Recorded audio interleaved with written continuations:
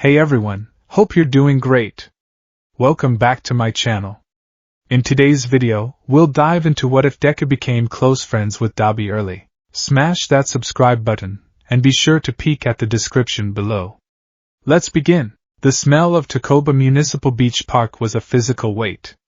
It wasn't just the scent of the ocean, brine and salt and rotting kelp, but the sharper, more aggressive stench of human neglect.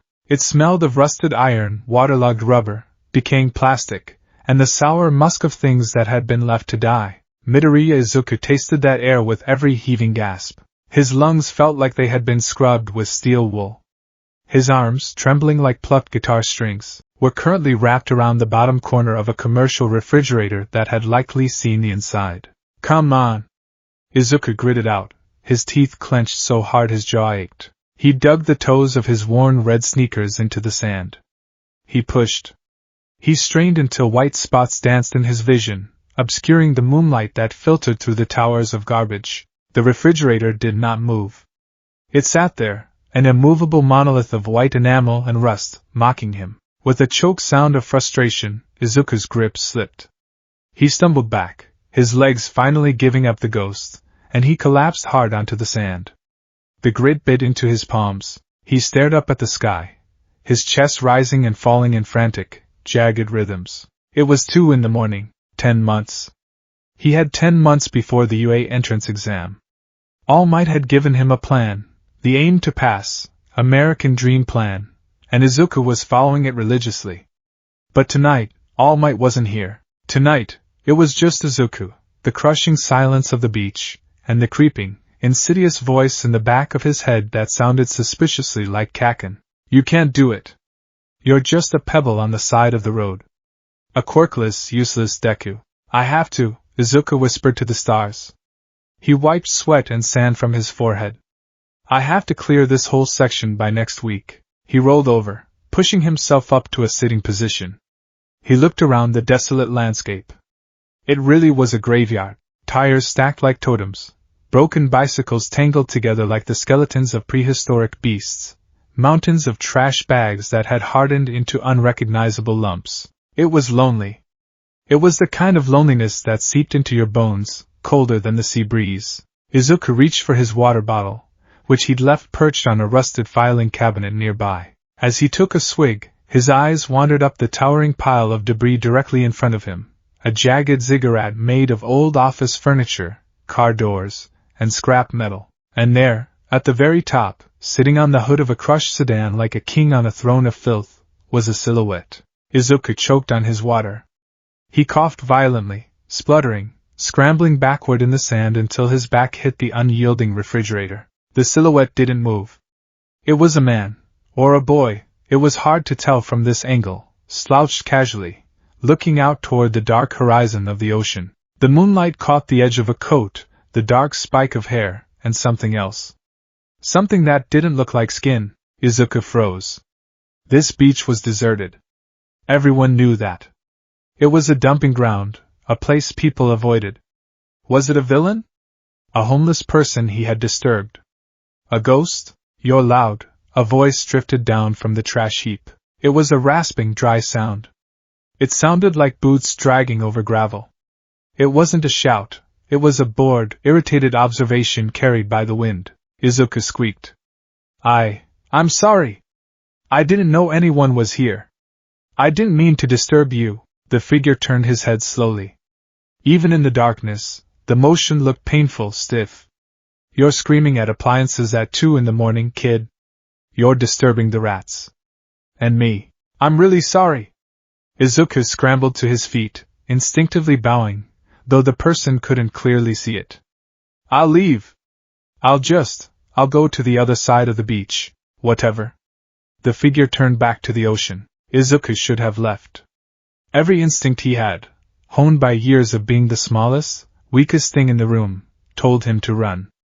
This stranger gave off an aura that was distinctly dangerous. The air around the trash pile felt heavier, charged with a static that made the hair on Izuku's arms stand up. But Izuku was also Midoriya Izuku. And Midoriya Izuku suffered from a terminal case of curiosity that often overrode his sense of self-preservation. He squinted. The clouds shifted, allowing the full glare of the moon to wash over the trash heap. The light illuminated the stranger.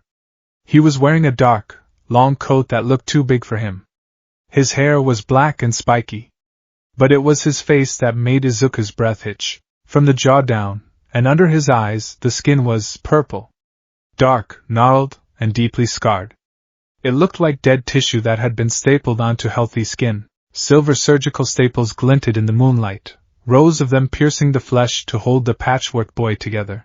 Izuku didn't scream.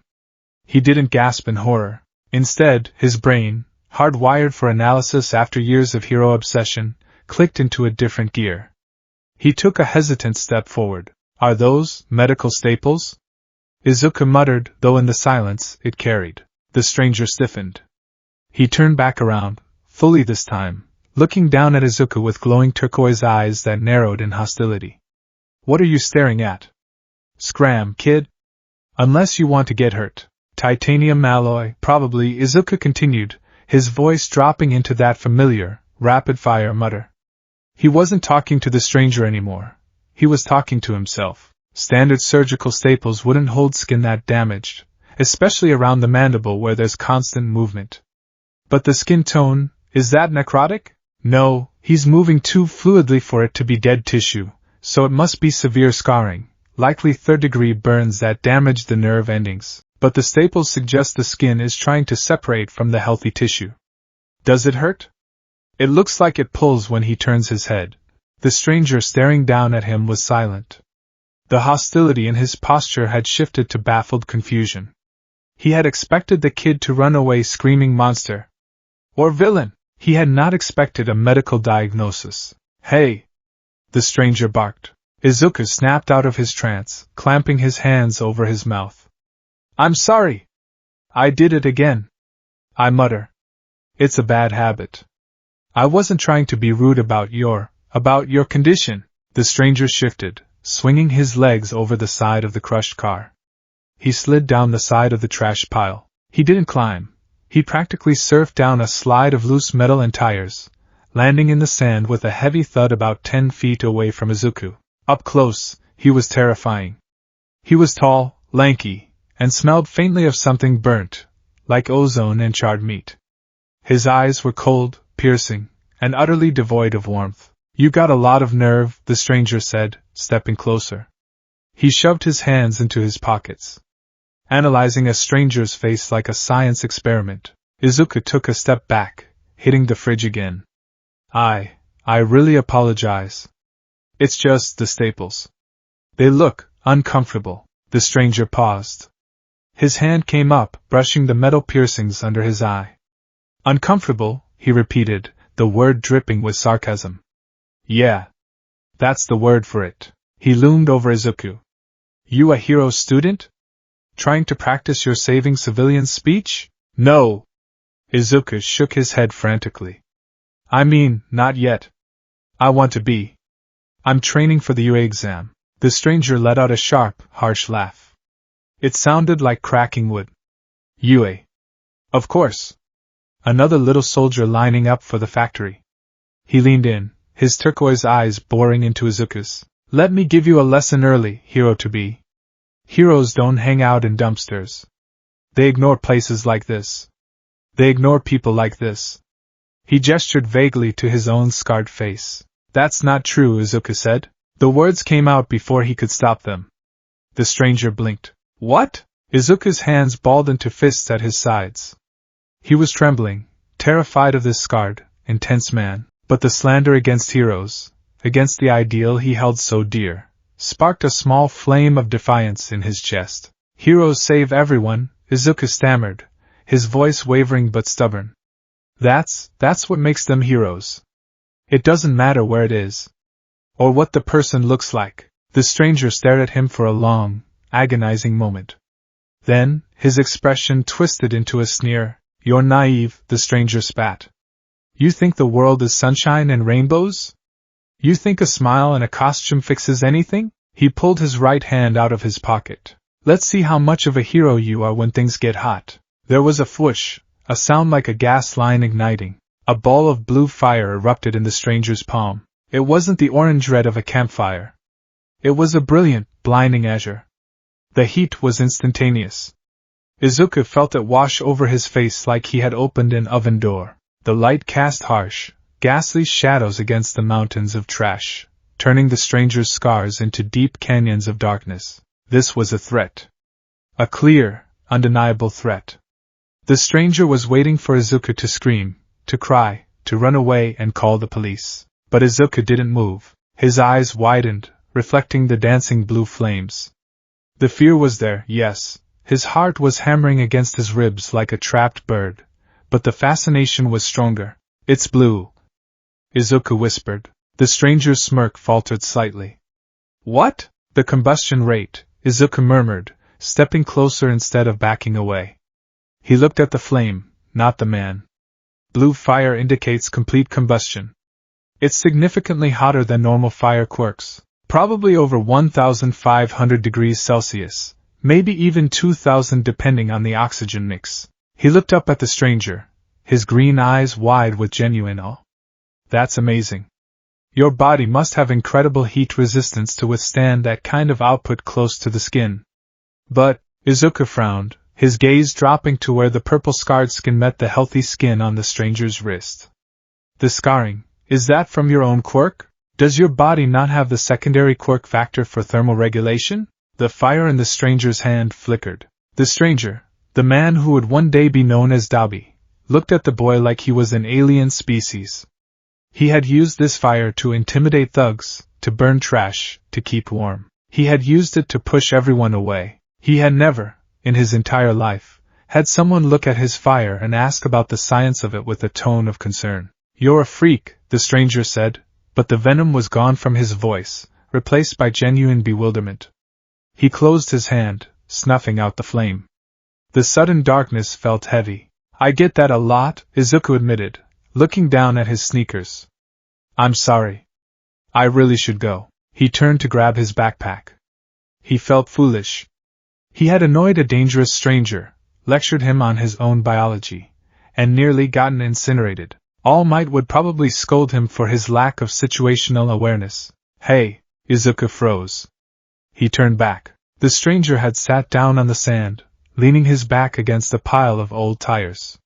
He looked exhausted. The manic energy was gone, leaving behind a young man who looked like he carried the weight of the world on his scarred shoulders. You got any water? The stranger asked. His voice was hoarse. Izuku blinked. Yes. I have an extra bottle. He fished a sealed water bottle out of his yellow backpack and walked over. He held it out carefully. The stranger snatched it, cracked the seal, and downed half of it in one go. He wiped his mouth with the back of his hand, wincing as the staples pulled. Thanks, the stranger muttered. I'm Midoriya, Izuku said softly. Midoriya Izuku. The stranger looked at him. He didn't offer a name in return. He just stared at the ocean, the moonlight reflecting off his staples. You're trying to move the fridge, the stranger said suddenly. Yeah, Izuku sighed, sitting down on the sand a respectful distance away, about 3 feet. I have to clean the beach. To build muscle. It's too heavy for you, the stranger observed bluntly. Your form is garbage. You're lifting with your back. You're gonna slip a disc before you get into that hero school. Izuku flushed. I'm trying. It's just, really dug into the sand. The stranger snorted. He took another sip of water. This place. It's a monument to everything wrong with this city. People use things up, break them, and then dump them here so they don't have to look at their own mess. Out of sight, out of mind. He picked up a handful of sand and let it slip through his fingers. Trash belongs with trash, right? There was a bitterness in his tone that made Izuku's chest ache. It was a familiar tone. It was the tone Izuku heard in his own head when he looked in the mirror and saw a quirkless nobody. I don't think it's trash, Izuku said quietly. The stranger looked at him sideways. I mean, it is trash, Izuku corrected himself, gesturing to the heaps. But, it can be cleared. The beach underneath is still there. It's just buried. If someone puts in the work, if someone actually cares enough to dig it out, it can be beautiful again. He looked at the stranger. Nothing is trash just because someone else threw it away. The wind picked up, rustling the loose plastic sheets caught in the piles. The stranger stared at Izuku for a long time. The silence stretched, but it wasn't threatening anymore. It was companionable. Two outcasts sitting in the wreckage of society at 2:30 in the morning. You're weird, Midoriya, the stranger said finally. I know. Your analysis. About the skin. Izuku stiffened. I'm sorry, Shut up and listen, the stranger interrupted, but there was no heat in it. You were right. The staples are titanium. And no. I don't have heat resistance. My fire burns me if I use it too much. Izuku's eyes widened. That was a fatal flaw for a quirk user. It meant every time this man used his power, he was hurting himself. It explained the scars. It explained the pain. That must be really hard, Izuku said softly. The stranger shrugged, a jerky motion. Pain wakes you up. Reminds you you're still alive when you'd rather not be. He stood up, groaning slightly as his joints popped. He tossed the empty water bottle to Izuku, who caught it clumsily. Go home, kid, the stranger said, jamming his hands back into his pockets. You look like you're about to pass out. You're not moving that fridge tonight. I have to try, Izuku said, though his body was screaming in agreement with the stranger. The stranger rolled his eyes. He walked over to the refrigerator. He didn't brace himself. He didn't take a stance. He just placed one hand on the side of the massive appliance. A burst of blue light flared. Crack. The rusted metal leg of the refrigerator, the one that had been buried deep in the wet sand acting as an anchor, snapped and melted in a fraction of a second. The fridge tilted, freed from its trap. There, the stranger said, shaking his hand to cool it off. Now you can push it. But lift with your legs, idiot. Izuku gaped. He looked at the melted steel leg, glowing cherry red, then at the stranger. You helped me. I wanted you to stop making those pathetic grunting noises. The stranger deflected, turning away. I come here for the quiet. He began to walk away, heading deeper into the maze of trash, away from the city lights. Will you be here tomorrow? Izuku called out. The stranger didn't stop. He didn't turn around. But he raised a hand in a lazy wave. Maybe. If you bring more water. And maybe some bandages. The cheap ones from the pharmacy suck. Izuku watched him disappear into the shadows. Bandages, Izuku whispered to himself, a slow smile spreading across his tired face. I can do that. He looked back at the refrigerator. With the leg melted, it was tilted. He got into position, braced his legs, and pushed. It moved. Only an inch, but it moved. Izuku laughed, a breathless, exhausted sound. He pulled his notebook out of his bag. Hero Analysis for the Future, number 13. He flipped to a fresh page. He didn't know the stranger's name. The man was terrifying, cynical, and had a quirk that was self-destructive. He was likely homeless, possibly a criminal, and definitely dangerous. But he hadn't hurt Izuku. He had shared his water. He had melted the anchor. Izuku uncapped his pen. At the top of the page he wrote, Subject, the stranger at the beach. Quirk, blue flame, high intensity. Notes, needs burn cream. Needs better medical tape. Doesn't like heroes, why? Seems lonely. Izuku closed the book. He felt a strange sense of anticipation. For the first time in his life, he wasn't just training alone. He pushed the fridge again, and the scraping sound of metal on sand echoed through the night, no longer sounding quite so lonely. 2 weeks later, the routine had set in. Izuku would arrive at the beach at 5 p.m. after school, train until the sun went down, and then continue until his muscles failed. Usually, around 10 p.m., the stranger would appear. He never announced himself. Izuku would just be dragging a bundle of tires across the sand, turn around, and see the dark figure sitting on his usual perch atop the sedan, smoking a cigarette or just watching. They didn't talk much at first. Izuku would work, the stranger would watch. Sometimes, the stranger would throw a pebble at Izuku if his form got sloppy. Lower your center of gravity, the raspy voice would drift down. You fight like a flailing chicken. I'm not fighting, I'm cleaning. Izuku would pant back. Same muscles. Different application. Tonight was different though. Tonight, Izuku had brought the supplies. He finished dragging a rusted engine block to the designated truck pickup pile, and wiped his hands on his gym shorts. He grabbed his yellow backpack and walked over to the base of the trash cigarette. I brought the stuff, Izuku said, looking up. The stranger slid down. He was wearing a different shirt today, a white v-neck that was stained with gray ash and sweat. It exposed more of his arms, showing the terrifying patchwork of purple scarred tissue, and healthy pale skin held together by those menacing staples. Show me, the stranger said. Izuku sat on a relatively clean patch of concrete, a slab of a broken wall. He unzipped his bag and pulled out a first aid kit that was shockingly comprehensive. I used my allowance, Izuku explained as he laid out the items. I got high-grade antiseptic, sterile gauze pads, and this burn cream. It's the kind they use for pro-heroes with fire quirks. It's supposed to help with inflammation. The stranger picked up the tube of cream, inspecting it skeptically. Expensive. It's fine, Izuku said. So, do you want help? Or, the stranger hesitated. Izuku noticed the way his hand twitched toward his neck. The skin there looked raw, angry red around the metal staples. I can't reach the ones on the back of my neck properly, the stranger admitted, his voice low. And I don't have a mirror. I can do it, Izuku said immediately. He washed his hands with a bottle of alcohol gel he'd brought, snapping on a pair of latex gloves. The stranger, Izuku still just thought of him as the guy or patchwork in his head, though he'd settled on just him, sat down on the sand, turning his back to Izuku. Izuku moved closer. Up close, the damage was heartbreaking. The staples were crude. The skin around them was irritated, likely from the friction of the coat collar and the salt air. This might sting, Izuku warned gently. Just do it. Izuku worked in silence. He carefully cleaned the area around the staples with antiseptic. The stranger flinched, his back muscles tensing rock hard, but he didn't make a sound. Izuku applied the cooling burn gel, his touch feather-light. You really need to replace some of these staples, Izuku murmured, his analytical brain taking over to mask his empathy. The angle of insertion is causing unnecessary drag on the dermis. I did them myself, the stranger grunted.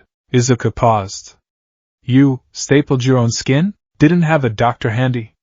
And I couldn't exactly walk into a hospital looking like this without them calling the cops or the heroes. Izuku resumed applying the cream, his heart heavy. Why? Why would they call the heroes? Because I look like a villain, Midoriya.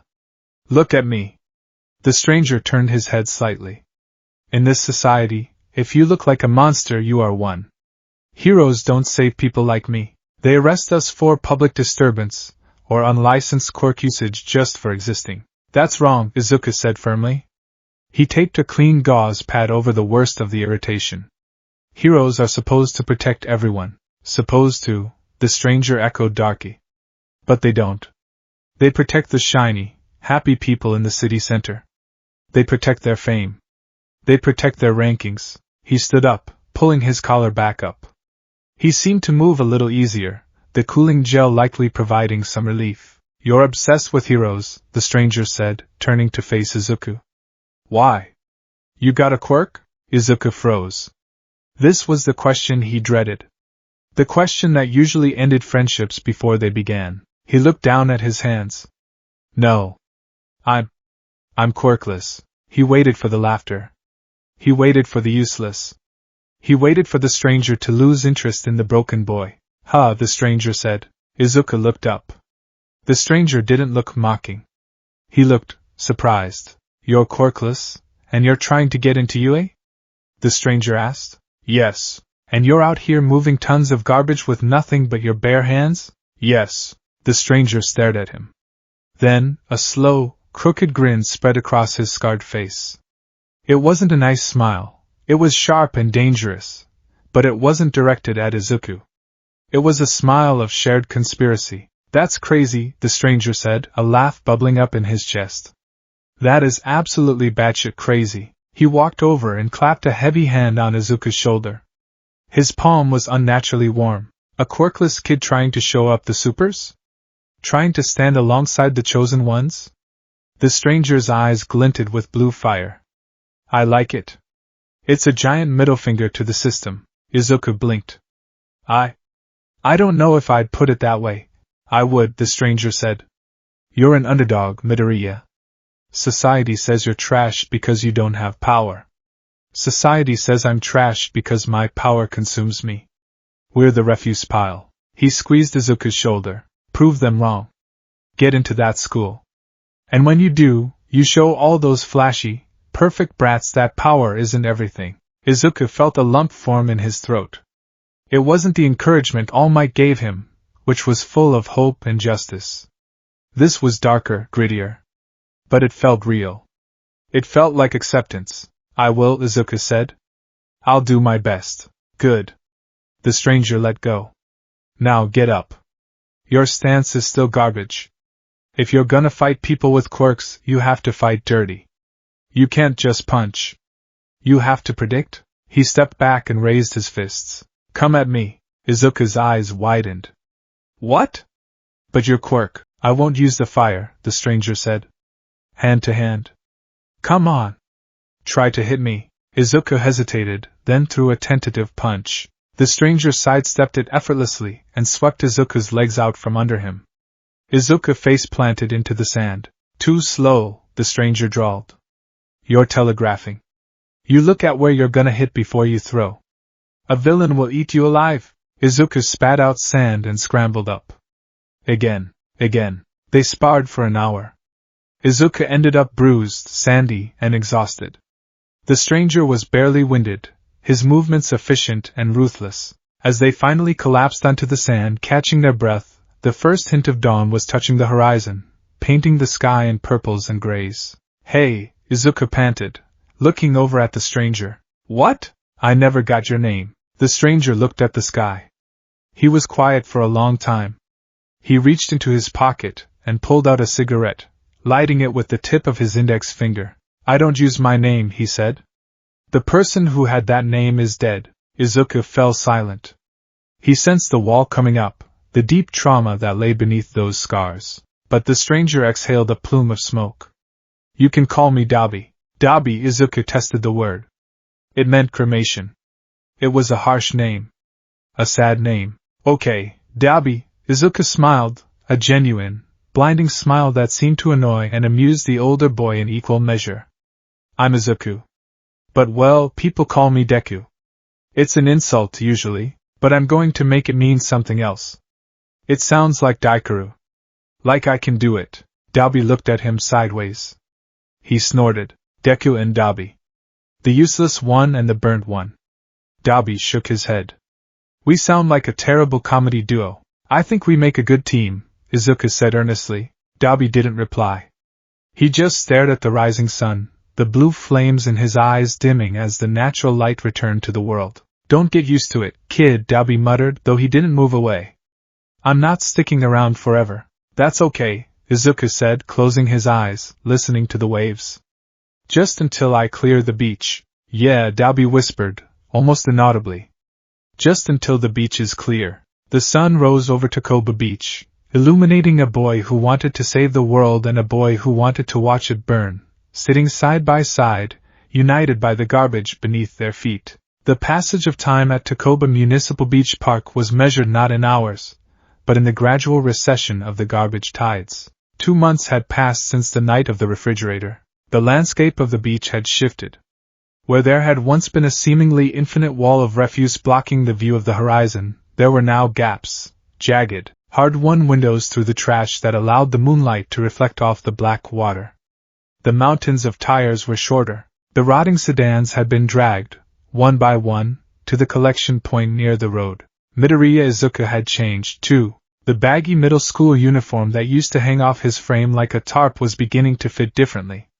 His shoulders were broader, the fabric pulling tight across his back when he lifted. His hands, once soft and prone to blistering, were now calloused, taped up with white athletic tape that was perpetually stained with rust and grease. But tonight, the physical progress didn't matter. Tonight, Izuku felt small again. He dragged a heavy industrial chain across the sand, the metal links hissing like snakes. He wasn't counting his sets. He wasn't muttering about muscle groups. He was just pulling, trying to drown out the ringing in his ears. Take a swan dive off the roof. The words had been echoing in his head all afternoon. Kaken had been worse than usual today. Maybe it was the stress of the mock exams, Or maybe he just sensed that Izuku was hiding something, some new resolve that pissed him off. The explosion to the shoulder hadn't hurt as much as the look in Bakugo's eyes. The utter dismissal. Izuku dropped the chain with a heavy clatter. He sank down onto a stack of wooden pallets, burying his face in his hands. "You're moping." The voice came from above. It was a familiar, rasping sound, like sandpaper over dry wood. Izuku didn't look up. He didn't jump. He just took a deep, shuddering breath. "I'm not moping. I'm resting between sets." "Bullshit," Dabi said. There was a soft thump as Dabi landed in the sand. He had been waiting on top of a rusted shipping container. Over the last 2 months, this had become their ritual. Izuku would clean, Dabi would watch. Sometimes Dabi would vanish for days, returning with fresh bruises and a darker mood, smelling of smoke and alleyways. But he always came back to the beach. Dabi walked into Izuku's line of sight. He looked rough tonight. The staples under his eyes were red and irritated, the skin around them puffy. He was wearing a new coat, a black leather trench coat that looked stolen, slightly too big in the shoulders, over a ragged gray t-shirt. "You're dragging your feet," Dabi observed, kicking the tip of Izuku's sneaker. "And you're sighing every 30 seconds. It's annoying." "What happened?" Izuku rubbed his arm, right where the explosion had singed his uniform earlier. "It's just school. The usual." "The angry Pomeranian again?" Dabi asked. He had never met Bakugo, but he knew the archetype. Izuku talked about him enough. Yeah? Kaken. Izuku picked at a loose thread on his pants. "He told me I was useless. That I shouldn't even bother applying to UA because I'll just die in the entrance exam." Dabi scoffed, a sharp sound that turned into a cough. He spat into the sand. "He sounds like a charmer. Why do you hang around him?" "I don't hang around him. We just grew up together." "That's not an excuse to let someone treat you like garbage," Dabi said, his voice dropping an octave. He crouched down so he was eye level with Izuku. The turquoise eyes were piercing in the dark. "You know, in the real world, if someone threatens you, you don't look down. You burn them. Or you run. You don't just stand there and take it." "It's not that simple," Izuku whispered. "He's amazing. His quirk is incredible. He's going to be a top hero. And I'm just what? I'm just a guy who's waiting for a miracle," Izuku said, the secret of one for all burning on his tongue. He couldn't tell Dabi about All Might. He couldn't tell him that the #1 hero was training him during the day, or that he was slated to inherit the greatest power in existence. But the weight of it was crushing him. "I'm scared," Dabi, Izuku admitted, looking up. "I'm being given a chance. A responsibility. To be something great. But what if I can't handle it? What if the power breaks me? What if I'm not the right vessel for it?" Dabi stared at him. The flickering street lamp from the road cast long shadows across his scarred face. To Dabi, this didn't sound like a boy worried about an entrance exam. It sounded like a boy terrified of his own potential, or perhaps, terrified of the expectations placed upon him by others. Dabi stood up abruptly, turning away. "Vessels," he muttered, the word tasting like ash in his mouth. "Masterpieces? Puppets." He ran a hand through his spiky black hair, gripping the strands tight. "Let me tell you something about great power, Izuku. It's all fake. It's paint on a rotting wall." Izuku watched him, sensing the shift in mood. Dabi was angry now. Not at Izuku, but at something invisible. "You think having a strong quirk makes you a hero?" Dabi asked, his back to Izuku. I knew a man. A powerful hero. #2. He had all the power in the world. Fire hot enough to turn bone to ash. Izuku sat up straighter. "Endeavor?" Dabi flinched, imperceptibly. "Yeah. Him. The world thinks he's a savior. But behind closed doors, he's obsessed with legacy. Obsessed with power. He didn't want children, he wanted upgrades. He wanted a vessel for his ambition." Dabi turned around, and for a second blue flames licked at the tips of his fingers, uncontrolled. "If you're scared of this power you're inheriting, good," Dabi hissed. "Fear keeps you alive. Blind faith gets you killed. Don't become a vessel for someone else's dream, Izuku." If you're gonna be a hero, do it because you want to. Not because someone told you it's your destiny. The fire in his hand sputtered and died, leaving a smell of ozone. Dabi hissed in pain, clutching his wrist. Izuku was on his feet in an instant. The teenage angst and fear evaporated, replaced by the medical concern that had become the bedrock of their strange friendship. You're hurting, Izuku said. It wasn't a question. I'm fine. You're not. You flinched when you raised your arm. And your neck is bleeding. Dabi touched his collar. His fingers came away with a smear of dark blood. One of the staples had torn loose from the healthy skin. Sit down, Izuku commanded. It was rare for Izuku to use that tone. Usually, he was the stammering, apologetic one. But when it came to injuries, he channeled the clinical authority of a triage nurse. Dabi glared at him, but the fight drained out of him quickly.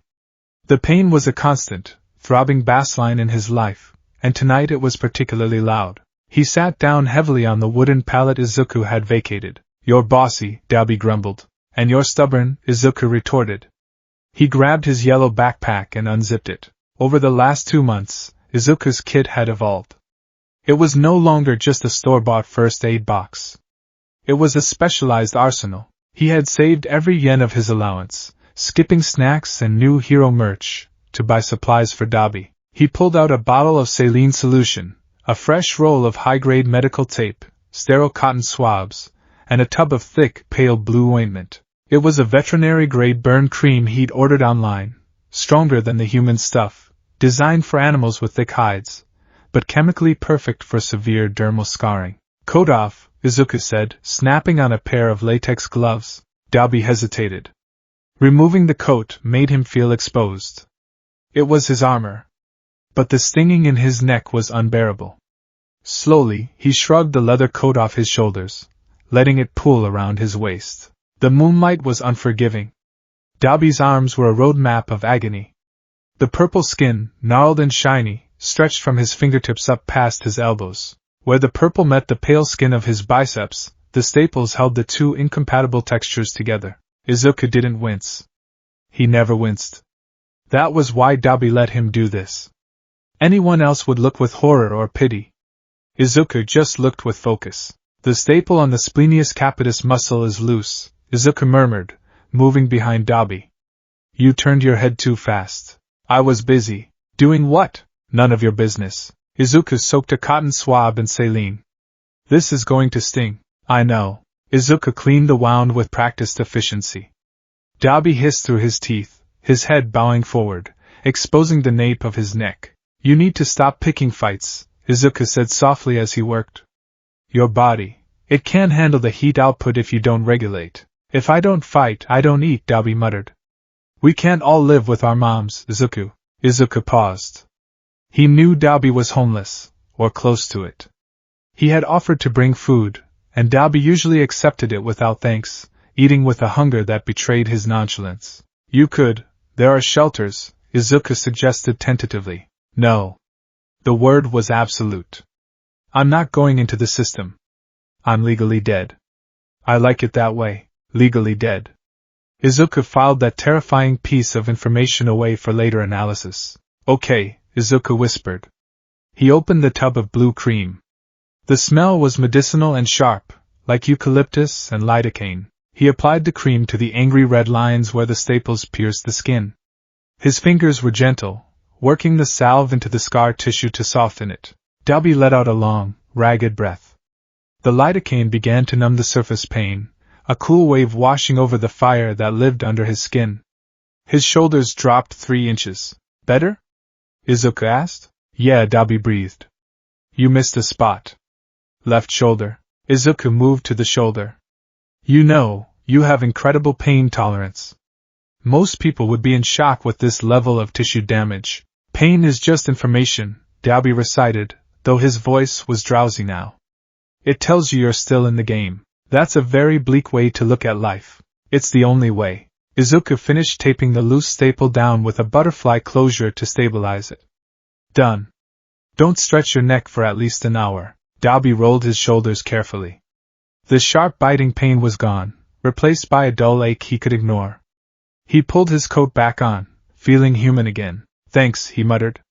He reached for Izuku's bag to grab a bottle of water, but his hand brushed against something else. A notebook. It was charred at the edges, the cover peeling.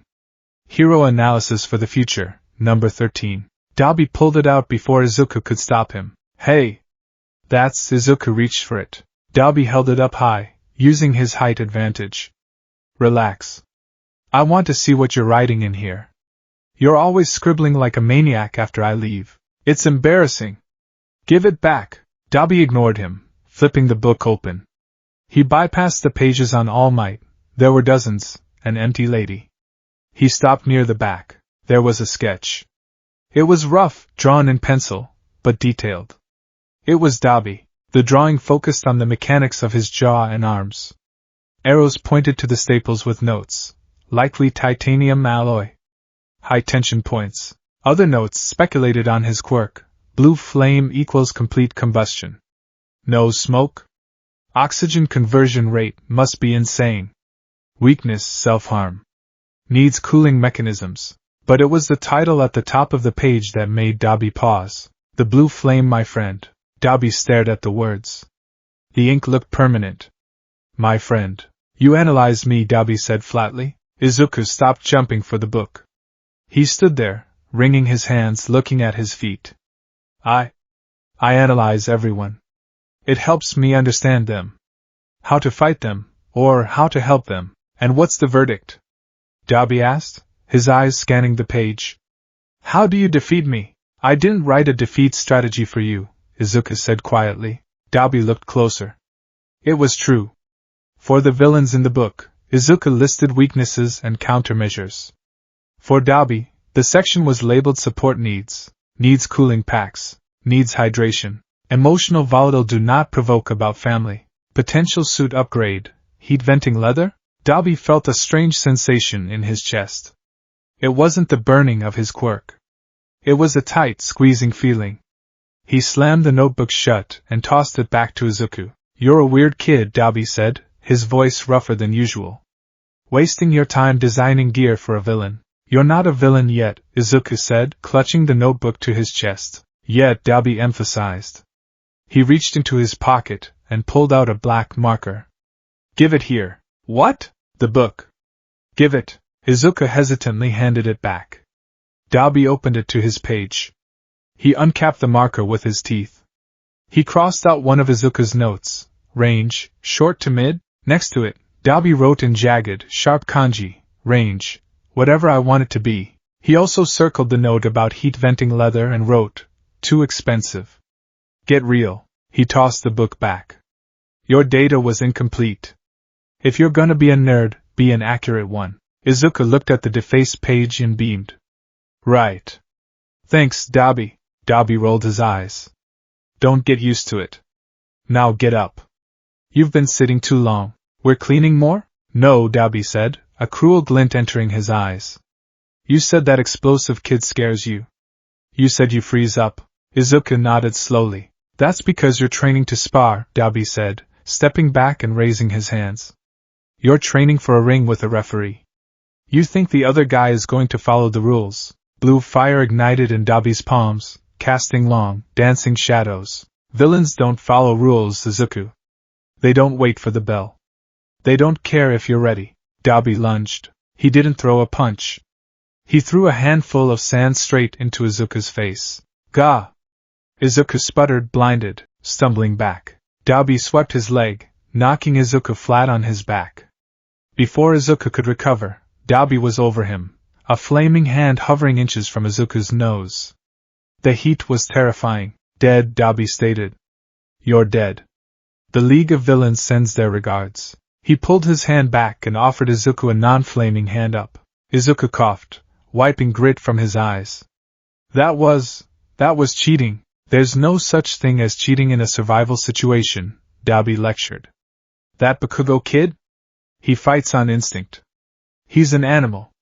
You're overthinking. You're trying to calculate the trajectory of the punch while he's already hitting you. So what do I do? Izuku asked, dusting himself off. You stop thinking and start looking, Dabi said. Watch the shoulders. Watch the eyes. And for God's sake, use your environment. He gestured to the trash around them. You're surrounded by weapons. Pipes. Sand. Uneven ground. A hero protects the surroundings. A winner uses them. But a hero shouldn't fight dirty, Izuku argued. All Might always wins with a smile and a punch. All Might is a tank, Dabi snapped. You are a twig. If you fight like a tank, you will break. You need to fight like a rat, Izuku frowned. A rat? Scrappy.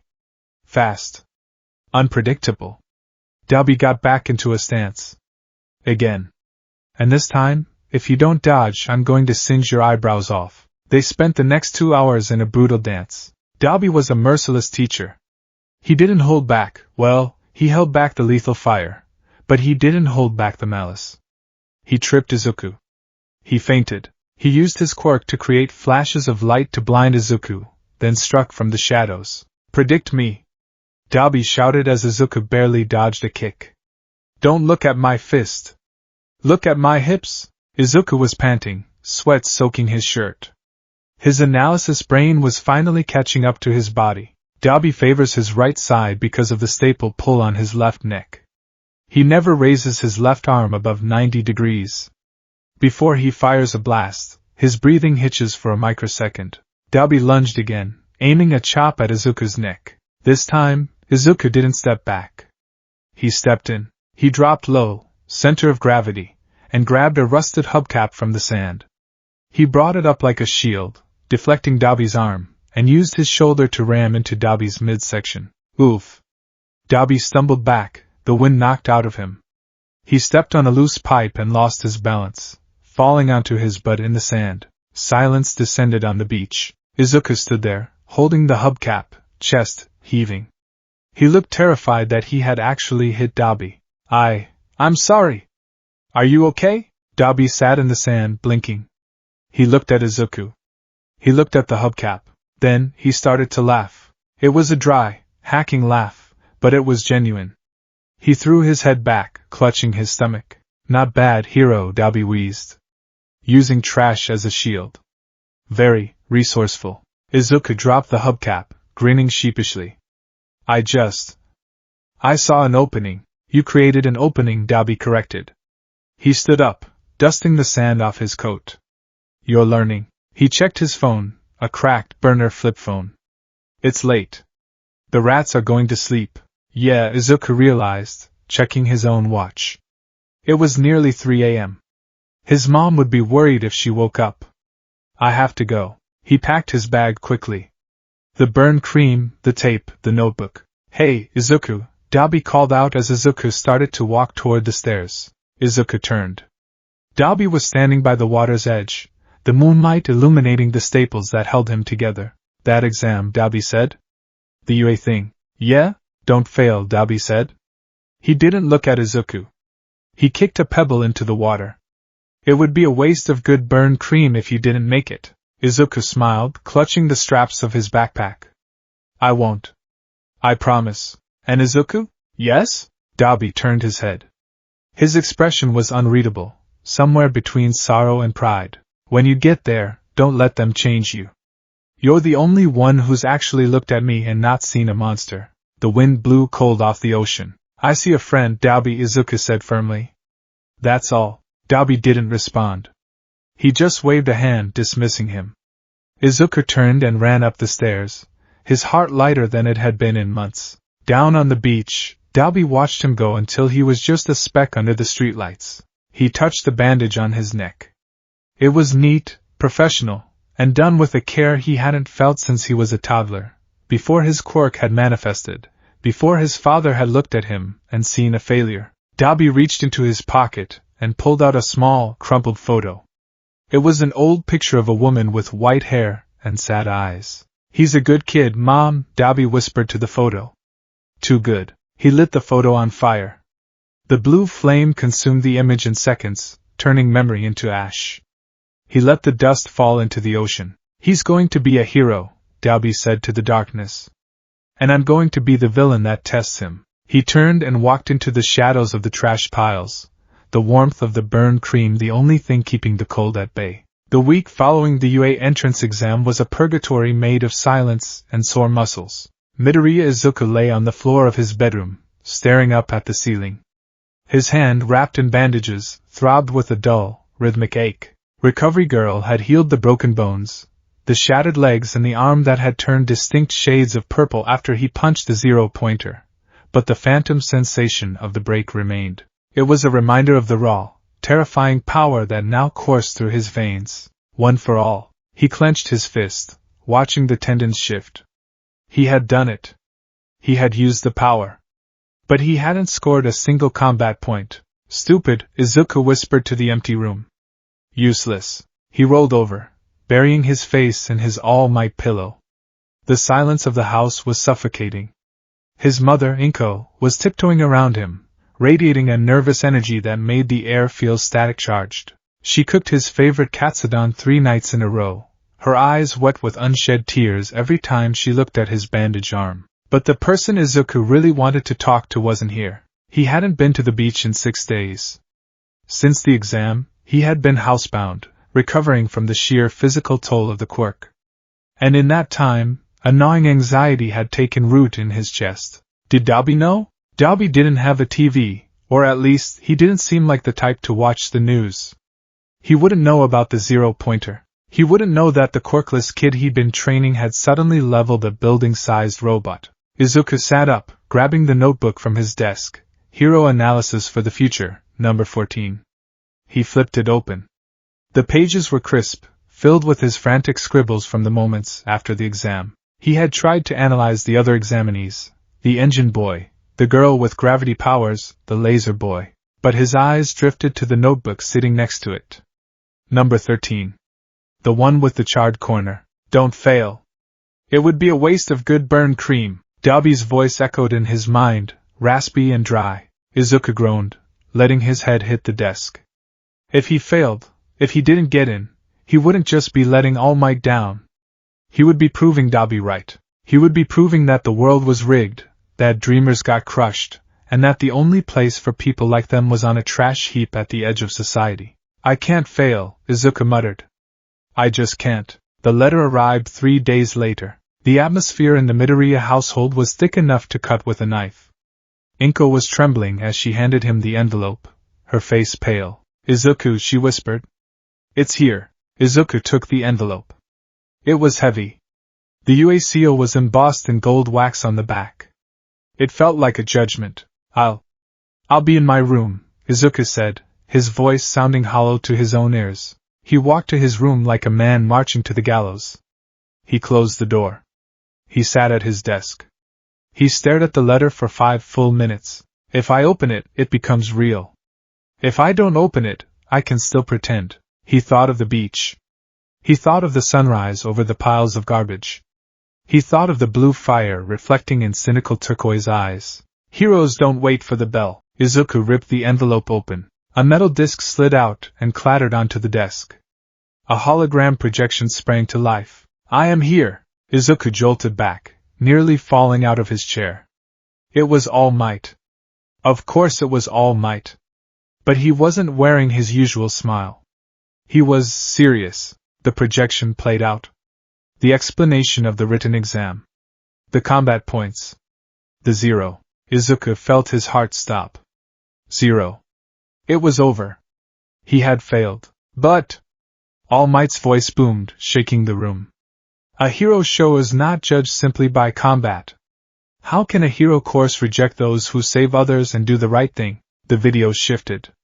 It showed the girl, Uraraka Ochako. It showed her pleading for Izuku to get points. And then, it showed the rescue points. 60 points. Midoriya Izuku, All Might said, extending a hand toward the camera. You pass. The hologram faded. The room was silent again. Izuku sat there, tears streaming down his face. He wasn't sobbing. It was a silent, overwhelming release of pressure. He had done it. He was going to be a hero. He wiped his eyes furiously. He needed to tell his mom. He needed to call All Might. But before he did any of that, a different urge seized him. A primal need to run. He grabbed his yellow backpack. He grabbed the new tube of burn cream he had bought yesterday, just in case. He grabbed his notebook. Mom! He yelled as he burst out of his room, startling Inko in the hallway. I got in. I passed. Inko burst into tears, reaching for him. Oh, Izuku! My baby! He hugged her tight, burying his face in her shoulder for a brief second. I have to go, Mom! I have to go tell a friend. A friend? Inko blinked, wiping her eyes. You mean Katsuki? No, Izuku said, pulling away, a bright, fierce smile on his face. Someone else. I'll be back for dinner. He ran out the door. He didn't wait for the elevator. He took the stairs two at a time, his heart soaring, his feet pounding a rhythm on the concrete. I did it, Dabi. I did it. The sun had already set by the time Izuku reached Takoba Municipal Beach Park. The beach looked different now. After 10 months of grueling labor, the majority of the trash was gone. The white sand stretched out, clean and pale under the moonlight. The ocean, once obscured by walls of rubber and steel, now rolled in freely, crashing against the shore with a soothing, rhythmic roar. It was beautiful. It was a miracle wrought by sweat and blood, but Izuku didn't care about the view. He scanned the remaining piles, the few stacks of driftwood and scrap metal he hadn't cleared yet near the far retaining wall. Dabi! Izuku shouted, his voice carrying over the wind. Silence. Dabi! Are you here? He jogged toward the usual spot, the place where the refrigerator used to be. It was empty. The sand was undisturbed. Izuku's heart sank slightly. Dabi wasn't on a schedule. He was a drifter. He disappeared for days at a time.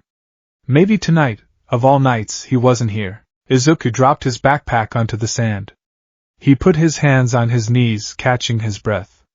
He's not here. Stop shouting. You sound like a dying seagull. Izuku whipped around, sitting on the concrete railing of the promenade, legs dangling over the 10-foot drop to the sand, was Dabi. He looked worse than usual. His coat was torn at the shoulder. There was a fresh bandage wrapped around his forearm, seeping red. He was smoking a cigarette, the ember glowing bright orange in the darkness, contrasting sharply with the cool blue of the moon. Dabi! Izuku scrambled up the embankment, nearly tripping over his own feet. He stopped at the railing, beaming up at the older boy. You're here! Dabi exhaled a long plume of smoke. He looked down at Izuku with half-lidded eyes. Obviously. Where else would I be? The Ritz? I have news, Izuku said, vibrating with energy. He gripped the cold metal of the railing. The results came in. The letter. Dabi took another drag. He didn't ask. He just waited. I passed, Izuku breathed out, the words feeling like gold. I got in, Dabi. I'm going to UA. He waited for the grin. He waited for the rough hand on his shoulder, the cynical laugh, the not bad kid. Dabi didn't smile. He slowly stubbed out the cigarette on the concrete railing, twisting it until it was nothing but ash. Then, he turned his head, looking fully at Izuku. His expression was unreadable. It wasn't anger. It wasn't happiness. It was a cold, hollow distance. So, Dabi said flatly. They took you. Izuku's smile faltered. Yeah. I got 60 rescue points. I didn't get any combat points, but I saved someone, and they counted it. Can you believe it? They actually care about saving people. Rescue points, Dabi repeated, testing the words like they were poison. How noble. He hopped down from the railing, landing on the walkway next to Izuku. He towered over the boy. The smell of burnt ozone and stale tobacco hung around him like a shroud. So you're officially a golden boy now, Dabi said. One of the chosen? A little hero cadet. It's just the first step, Izuku said, confused by the hostility radiating off his friend. But yeah? I'm going to be a hero. Just like we talked about. We didn't talk about you actually becoming one of them, Dabi spat. He turned away, walking down the path, his hands shoved deep into his coat pockets. I thought you were smarter than that, Midoriya. I thought you were just proving a point. That a nobody could clear a beach. Izuku hurried after him. What? No. I told you from the start that I wanted to go to UA. Why are you acting like this? Dabi stopped. He spun around so fast his coat flared out. Because UA is a factory. Dabi shouted. The sudden volume made Izuku flinch. Don't you get it? They don't make heroes there. They make products. They take kids with dreams, kids with potential, and they grind them down until they fit the mold. They tell you who to save, who to fight, and who to ignore. That's not true, Izuku argued, his own voice rising. All Might went to UA. The best heroes in the country went there, and look at them. Dabi gestured wildly toward the glittering skyline of the city in the distance. Look at your best heroes. They're celebrities. They care more about their ratings and their merchandise deals than they do about the people in the gutters. They smile for the cameras while people burn. Dabi stepped closer, his turquoise eyes glowing with an inner light. Do you know what happens to the ones who don't fit the mold, Izuku? The ones whose quirks are scary? The ones who don't smile pretty? He pointed a scarred finger at his own chest. They get thrown away. They get erased. Izuku stared at him. For the first time, he saw the depth of the wound in Dabi's soul. This wasn't just teenage rebellion. This was a festering, untreated agony. Dabi, Izuku said softly, stepping forward. I know. I know the system isn't perfect. I know people fall through the cracks. You told me that. I see that. You don't see anything, Dabi snarled, backing away. You're blinded by the shine. You think because you got an acceptance letter you're saved? You think you're special? I don't think I'm special, Izuku cried out. I just want to help. I want to save people who are scared. I want to save people like you. The silence that followed was deafening. The ocean waves seemed to stop crashing. Dabi froze. His face went slack, the anger momentarily short-circuited by the sheer audacity of the statement. Save me? Dabi whispered. A low, menacing chuckle started in his throat. It grew into a laugh, a harsh, jagged sound that sounded like glass breaking. You want to save me? Dabi brought a hand to his face, clawing at his skin. You arrogant little brat. You think I need saving? You think I'm some damsel in distress for you to practice your heroic song? No, Izuku insisted. I mean, I want to be the kind of hero who doesn't ignore the trash heaps. Who doesn't ignore the people in the dark. That's what you taught me, Dabi. You showed me that. I didn't teach you anything. Dabi roared. Whoosh. A wall of blue fire erupted between them. Izuku stumbled back, shielding his face with his arm. The heat was intense, searing. It was far hotter than the sparring flames Dabi usually used. This was lethal fire. It screamed with rage. Through the curtain of azure flames, Izuku saw Dabi's silhouette. He looked like a demon. He looked like a ghost. Go away, Izuku. Dabi's voice came through the fire, distorted by the heat. Go to your shiny school. Put on your costume. Play your games. But don't you ever come back here thinking you can save me. Dabi, stop! Izuku yelled. You're hurting yourself. He could see it. The skin around Dabi's staples was smoking. The fire was too hot. He was burning up from the inside. I don't care, Dabi shouted. Let it burn. Let it all burn. Izuku didn't run. He didn't leave. He did the only thing his mind could latch onto. I brought the cream, Izuku screamed, holding up the yellow bag. I have the cream, Dabi. The high-grade stuff. And the saline. Just please turn it off. The fire raged for another second, hot enough to singe Izuku's eyelashes. And then, as quickly as it had appeared, it vanished. Dabi stood there, panting. Smoke rose from his arms and neck. He looked exhausted. He looked like a puppet whose strings had been cut. He slumped against the concrete railing, sliding down until he was sitting on the ground, head in his hands. Izuku waited a heartbeat, then slowly, carefully, walked through the lingering heat haze. He knelt down in front of Dabi. You idiot, Dabi wheezed, his voice wrecked. You should have run. I don't run from friends, Izuku said simply. He opened his bag. His hands were shaking, but he forced them to be steady. He pulled out the blue tub of cream. Arm, Izuku commanded gently. Dabi didn't fight him. He extended his right arm. The skin was angry, blistering red where the fire had pushed too hard against the staples. Izuku applied the cream. The silence stretched between them, heavy and thick, but no longer violent. It was the silence of a storm that had passed, leaving wreckage in its wake. I hate them, Dabi whispered, staring at the ground. I hate the heroes. I hate the schools.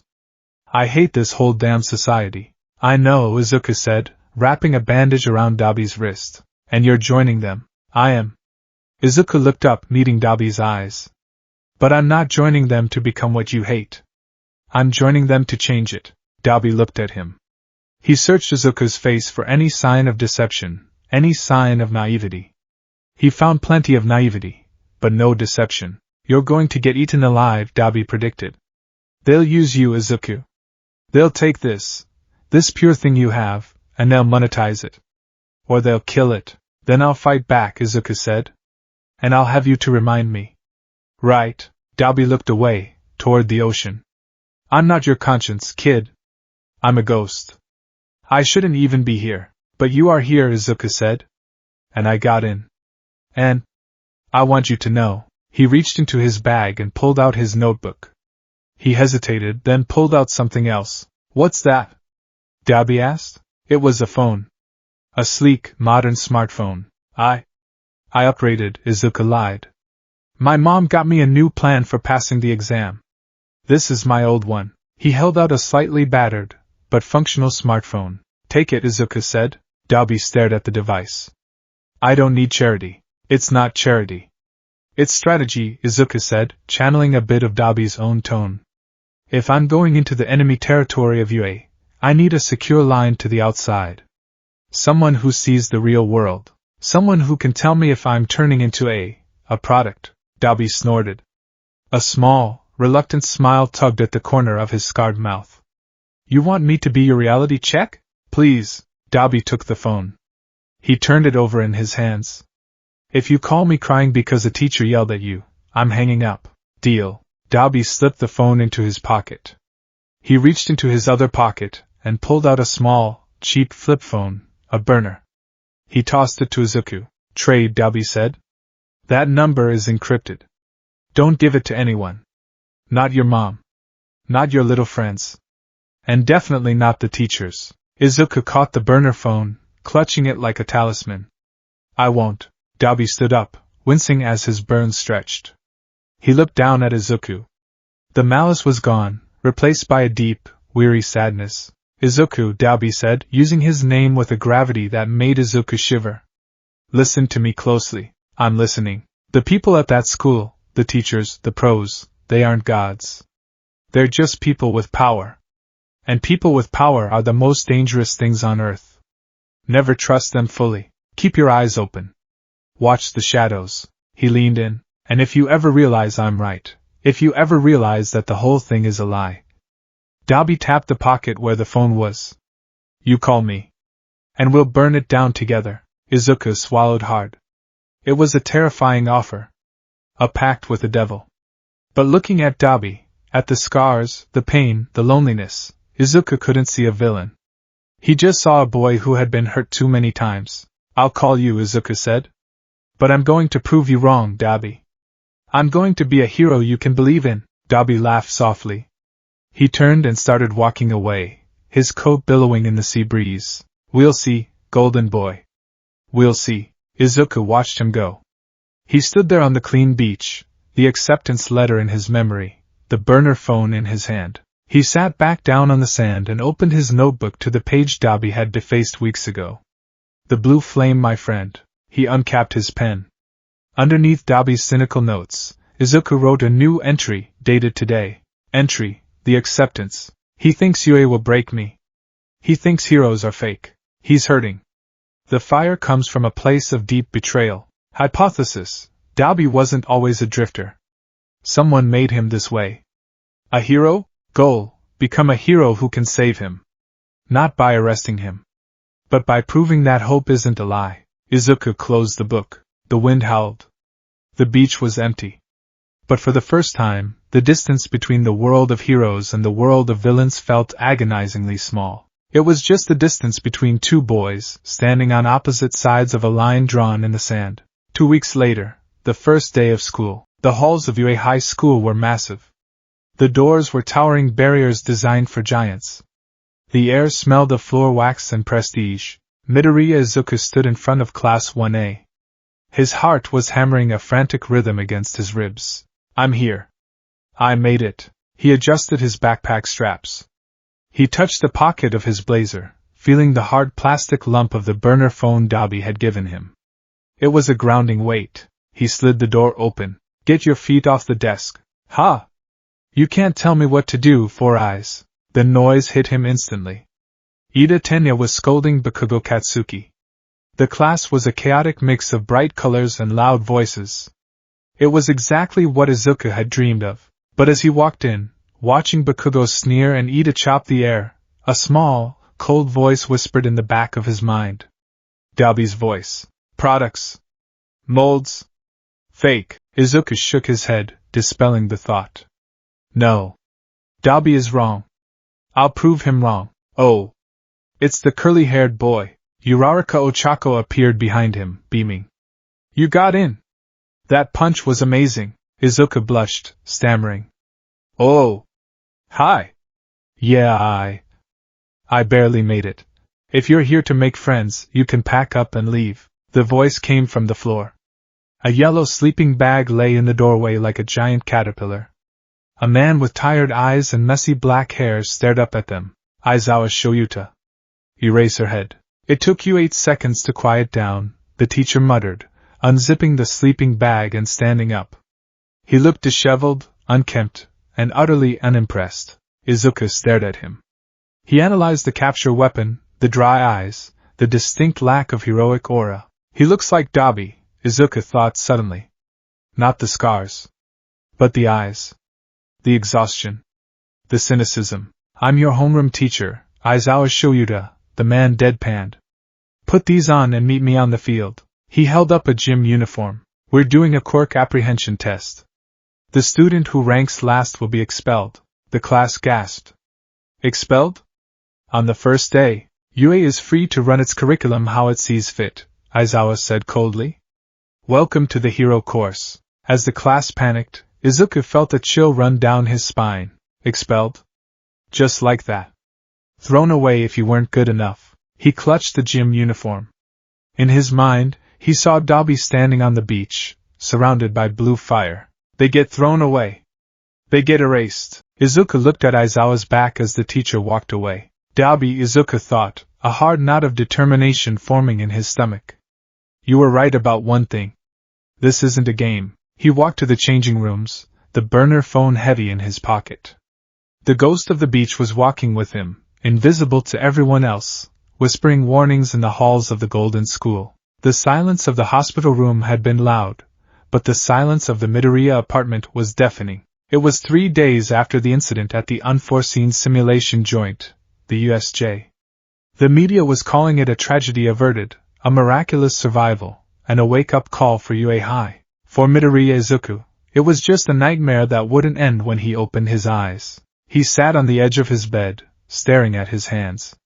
His right hand was in a cast, the fingers immobilized where he had shattered them, again, using one for all to smash the villains in the shipwreck zone. His legs were bruised a deep, mottled purple.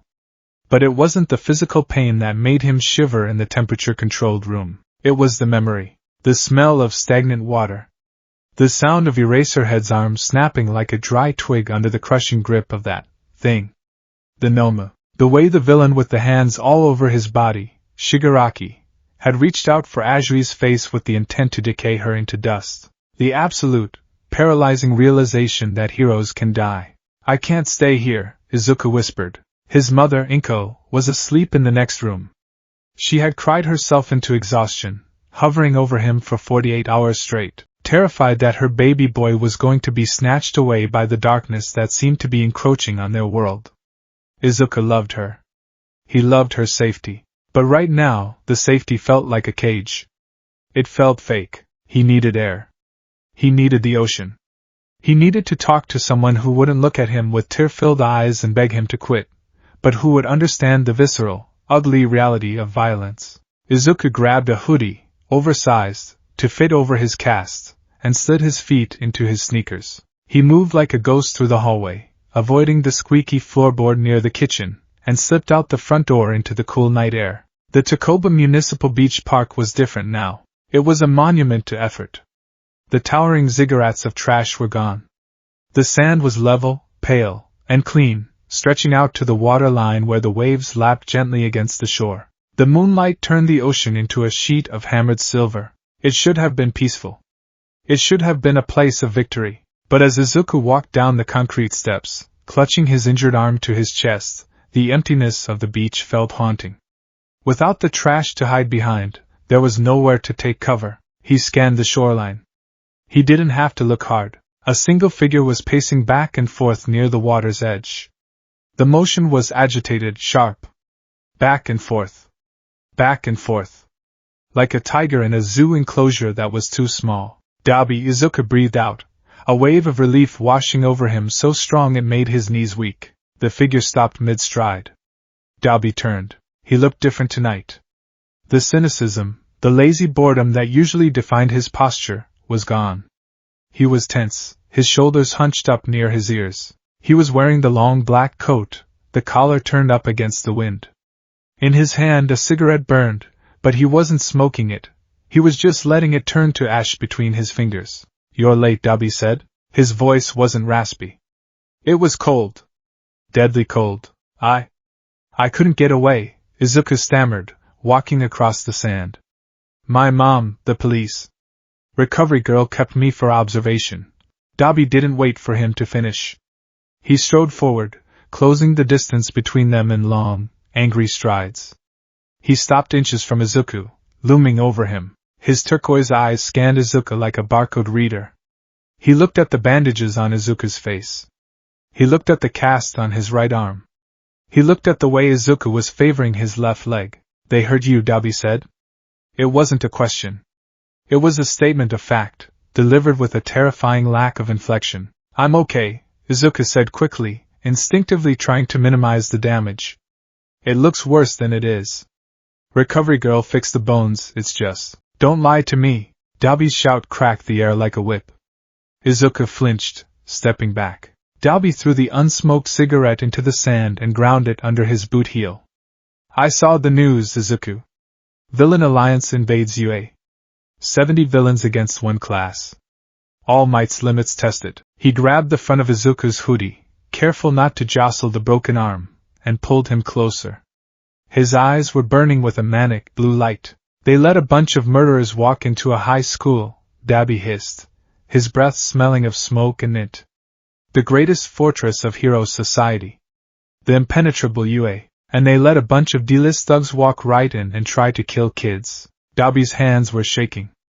Izuku realized, with a start, that Dabi wasn't angry at him. He was furious for him. "I was so scared," Izuku admitted, his voice cracking. The dam broke. The brave face he'd put on for his mom, for Uraraka, for the police, it crumbled. Dabi, it was horrific. There was this monster, a Noma. It had its brain exposed. It broke Aizawa-sensei's arms like they were nothing. It moved so fast. Izuku started to tremble. And the leader, the man with the hands, he touched Aizawa-sensei's elbow and the skin just disintegrated. Turned to dust. If All Might hadn't come, Dabi listened. He didn't interrupt. He didn't offer platitudes.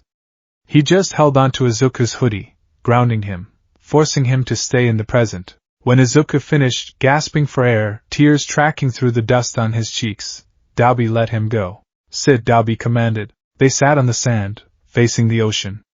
The gap between them was non-existent tonight. Dabi sat close enough that their elbows touched. "Show me the arm," Dabi said quietly. Izuku held out his cast. Dabi inspected it. He didn't have X-ray vision, but he ran his fingers gently over the plaster, checking the temperature of the fingers sticking out the end. "Circulation is okay," Dabi muttered. "You broke the same fingers again? The ones you broke in the exam?" "Yeah," Izuku sniffed. I haven't learned to control the output yet. It's all or nothing. 100% or zero." "Stupid," Dabi grumbled, but he reached into his own coat pocket. He pulled out a small, foil-wrapped package. "Here." He tossed it into Izuku's lap. Izuku unwrapped it. It was a chilled gel pack, the kind you buy at a convenience store for lunch boxes. "For the swelling," Dabi said, looking away. "I stole it from a 7-Eleven on the way here." "You stole it? Sue me." I'm a villain, remember? Izuku pressed the cold pack against the exposed fingers of his cast. The relief was instant. Thank you. They sat in silence for a few minutes, the sound of the waves filling the void. They approached me, Dabi said suddenly. Izuku froze. What? Dabi was staring at the horizon, his expression dark. The League of Villains. That group that attacked you. Izuku's blood ran cold. He turned to stare at his friend. You know them? I met the broker, Dabi said, picking at a loose thread on his pants. A guy named Jiren. Deals in support gear and information. He told me there was a new group forming, said they were going to change the world. Said they were going to kill the symbol of peace. Izuku felt sick. Did you? I went to meet them, Dabi admitted. About a week ago. Before the attack. Izuku stopped breathing. He stared at the staples on Dabi's face, the scars that marked him as an outcast. Was Dabi part of this? Did he know, Anne? Izuku whispered. Dabi let out a harsh, derisive snort. And I walked out after 5 minutes. Izuku let out a breath he didn't know he was holding. You did? Yeah. Dabi leaned back on his hands. The leader, the hand guy. Shigaraki Tamura. He's a brat. A man-child. He was ranting about game over and NPCs and how much he hates everything. There was no ideology. No conviction. Just a temper tantrum with a budget. Dabi turned to look at Izuku. I told him he looked like a creep and that I wasn't interested in joining a club for rejects who just want to break things for fun. Thank God, Izuku whispered. Dabi, if you had been there. If I had been there, Dabi interrupted, his voice dropping to a terrifying, low growl, things would have been different. He held up his hand. A small flicker of blue flame danced on his fingertip. Shigaraki wanted to kill All Might. That was his goal. But he sent a bunch of cannon fodder to attack the students to draw him out. Dabi clenched his fist, extinguishing the flame. If I had been there, Izuku, and I saw those thugs touching you? Or hurting those other kids, Dabi's eyes narrowed. I would have burned them all to ash. The villains. The Noma. I would have turned that whole dome into a crematorium until nothing was left but smoke. Izuku stared at him. The violence in the words was undeniable. Dabi was talking about mass murder. He was talking about incineration, but underneath the violence, Izuku heard something else. Protection. You would have fought the villains? Izuku asked. I would have killed anyone who laid a finger on you, Dabi corrected. I don't care who they are. Heroes, villains, teachers. If they can't do their job, they're just obstacles. He looked at Izuku, his expression fierce. That teacher. Eraserhead. He nearly died, right? Yes. He fought so hard, but he failed, Dabi stated coldly. He failed to protect you. All Might failed to be there on time. The security system failed to go off. The whole thing is a joke, Izuku. Don't you see it yet? Dabi stood up, pacing again. The sand crunched under his boots. They build these walls. They put up these statues of peace. They tell you, everything is fine. We are here. And then a warp gate opens up and 100 villains walk in to murder children. It's all a lie. It's fragile. It's fake. Izuku looked down at his cast. Dabi was wrong. Eraserhead had been a hero. He had fought to the bitter end. 13 had fought. All Might had fought. But Dabi was also right. They had been vulnerable. If All Might hadn't arrived at that exact second, if the Noma had been faster. The world is getting darker, Izuku, Dabi said, stopping his pacing. He looked up at the moon. Shigaraki is an idiot, but he proved a point. The heroes aren't gods. They bleed. And now that the world knows that, the rats are going to come out of the woodwork. He looked down at Izuku. You need to get stronger. Faster. That 100 or 0 thing with your arm? Fix it. If you break your bones every time you fight, you're going to die before graduation. I know, Izuku said softly. I'm trying. Try harder, Dabi snapped. But then he sighed, the anger draining out of him, leaving him looking exhausted and weary. He sat back down. You got a name for your quirk yet? Dabi asked, changing the subject abruptly. Izuku blinked. No. I mean, It's just super strength. It's not just strength, Dabi noted. It's pressure. Wind pressure. You create shockwaves. Yeah. Izuku hesitated. Dabi, about quirks. What? Izuku chewed on his lip.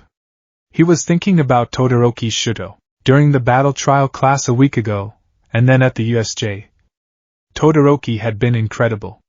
He had frozen the villains in an instant. But he never used his left side. He never used his fire. Izuku had seen the look in Todoroki's eyes when he spoke about his father. The hatred. The coldness. It reminded him so much of Dabi. There's a boy in my class, Izuku began cautiously. Todoroki Shuto. Dabi stiffened. It was subtle, a tensing of the jaw, a stillness in his hands, but Izuku, who had spent months analyzing Dabi's micro-movements, caught it. Todoroki, Dabi repeated. The name sounded foreign in his mouth. Endeavor's masterpiece. You know him? Everyone knows him, Dabi deflected. Son of the number 2. Born with the perfect quirk. Half cold, half hot. The golden child. He refuses to use his fire, Izuku said. Dabi turned his head slowly. He what? He only uses his ice, Izuku explained. He hates his fire side. He says it's his father's power. He wants to become a hero without ever using it, to reject endeavor. Dabi stared at Izuku. For a moment, his face was blank. Then, a strange expression twisted his features. It looked like a mix of dark amusement and bitter disappointment. He thinks he can just turn it off? Dabi whispered. He thinks he can just ignore half of what he is, Dabi laughed. It was a cruel sound. That arrogant little. He's hurting, Dabi, Izuku interjected. Just like you. Dabi stopped laughing. Don't compare me to him. He's a prince in a castle. I'm the trash outside the walls, but the fire. Izuku pressed. You both have fire quirks. You both hate endeavor. Dabi, are you? Izuku stopped. He wanted to ask. Are you related? Are you the brother who died? The pieces fit. The blue eyes. The fire. The timing. But Dabi's gaze had turned icy. The wall was up. It was a fortress wall, reinforced with steel and spikes. Don't ask questions you don't want the answers to, Midoriya, Dabi warned. His voice was low, vibrating with a threat that felt real. I just want to understand, Izuku pleaded. If fire quirks hurt the user, does Shuto have the same problem? Does Endeavor? Endeavor, Dabi spat the name, is a monster because he doesn't burn. He has the resistance. He's the only one. Dabi pulled up his sleeve, exposing the jagged line where purple skin met pale. Fire consumes, Izuku. That's what it does. It eats oxygen. It eats fuel. And if you aren't careful, it eats you. He looked at Izuku with intense seriousness. Tell your friend, tell Todoroki Shuto. Dabi paused, searching for the words. Tell him that holding it in will only burn him from the inside out. Fire needs to breathe. If he bottles it up, one day he's going to explode. And he'll take everyone around him with him. Is that what happened to you? Izuku asked softly. Dabi stood up abruptly. I'm leaving. Dabi, wait. Go home, hero, Dabi said, turning his back. Go back to your mom. Go back to your safe bed. Forget about the monsters for one night. I can't forget, Izuku said, standing up too. I can't forget that you're out here alone. Dabi paused. He didn't turn around. I'm not alone, Dabi said, tapping his pocket where the smartphone Izuku gave him was hidden. I've got a direct line to the next symbol of peace, don't I? It was a joke, sarcastic and biting, but it was also an acknowledgement. Call me, Izuku said. If the league comes back. If Shigaraki comes back. If Shigaraki comes near me again, Dabi said, I'll incinerate him. You just worry about passing your finals. Dabi began to walk away, heading toward the shadowy alleyways that led into the darker parts of the city. And Izuku? Yeah? Dabi glanced over his shoulder. The moonlight caught the silver staples, making them gleam like tears. I'm glad you're not dead. He vanished into the shadows before Izuku could respond. Izuku stood on the beach for a long time. He held the cold pack to his hand. He listened to the ocean. He thought about Dabi's rage. I would have burned them all to ash. It was a terrifying thought. Dabi had the potential to be a villain far worse than the thugs at the USJ. He had the power and the conviction, but he had used that rage to be angry for Izuku. Izuku pulled out his phone, the burner. He looked at the single contact saved in it. Patchwork. He opened a new text message. To Patchwork. Message, thank you for the ice pack. And for getting angry for me. I'm going to get stronger. I won't break next time. Deku. He hit send. A moment later, the phone buzzed. From Patchwork. Message, stop texting me sentimental crap or I'm blocking you. Go to sleep, heavy lifter. Izuku smiled. It was a small, watery smile, but it was real. He turned and began the long walk back to his apartment. The fear of the USJ was still there, lurking in the corners of his mind.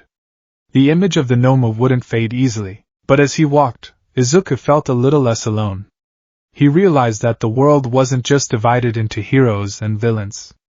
There was a gray area. A smoky, ash-covered middle ground where people like Dabi lived. And for now, at least, the fire in that gray area was burning to protect him.